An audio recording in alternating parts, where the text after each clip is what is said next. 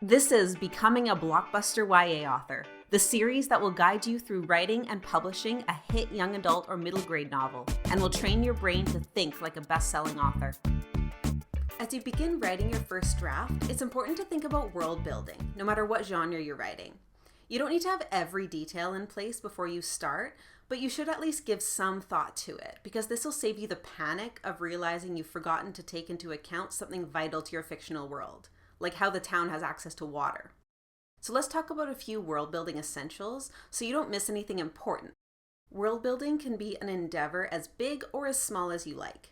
I know some writers who create entire manuals that take up hundreds of pages, while others make a one-page cheat sheet with key facts. Genre makes a difference. Stories that take place here and now don't need as much thought put into world building as fantasy or sci-fi. You can download a full, very detailed checklist as a document in the link below. Before you start going through the checklist, here are 5 tips to keep in mind. 1. The world should serve the plot. Everything in your world has to be there for a reason. If the characters pray to multiple gods, think about why. Do your characters need a goddess of courage to turn to for strength, and a god of hunger to blame for their problems? And what about the ecology? Have you set your story in a temperate rainforest and therefore need to build a society that depends on the logging industry to survive? These decisions can directly affect how the characters behave. As you go through the checklist, choose elements that best suit the conflict. Pick a setting that either mirrors or provides stark contrast to what's going on. So for example, if you're writing a horror story, it's effective if the setting is somewhere that's supposed to be safe and comfortable, like a mansion, or a hospital, or a cute little cornfield. Or if your protagonist is going through some emotional turmoil, the setting can either be a metaphor for their emotions or starkly different to provide contrast.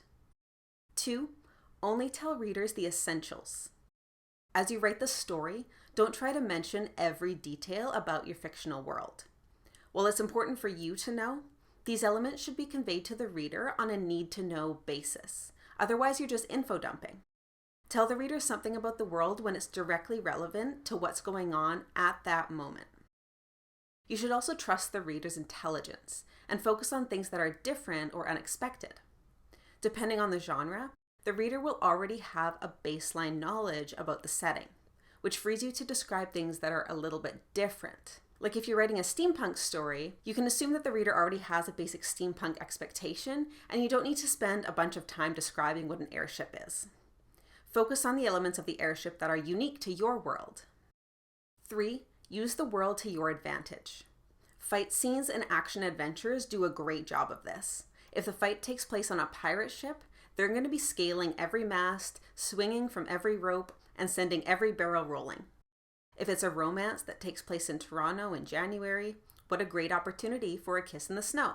If the characters need to travel over rough terrain, the treacherous conditions make for a great physical conflict in addition to the emotional one driving the scene.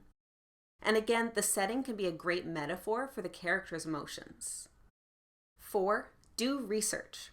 A lot of world-building elements will require research.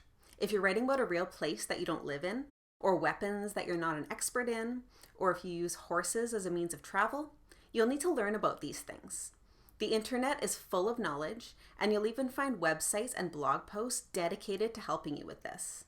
Try searching for writing accurate weapons in fiction, or whatever else you're unsure about.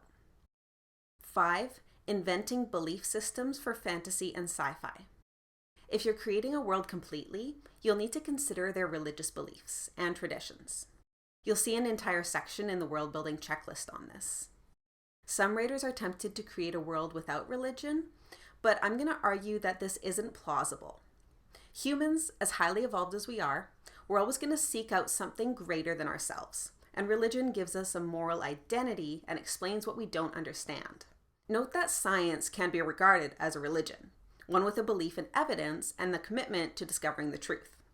Some writers are tempted to create a group of people that intentionally worships evil, and this is also a bit unrealistic because in the real world, most people are led into this by believing that they're actually doing the right thing. The key thing to remember when world building is to create a world and a plot that are codependent. Use one to fuel the other. And as you fill out the checklist, you'll find that all of the elements are linked. their religion, their ecology, their economy, they're all based on and inform one another. And of course, they all help drive the character's journey. So feel free to fill out the checklist that's included below. And if you're taking our coaching program, when you have your next call with us, feel free to ask questions and we'll help you choose the world that's best suited for your story. For free guides, worksheets, and to apply for personal coaching, go to blockbusterya.com.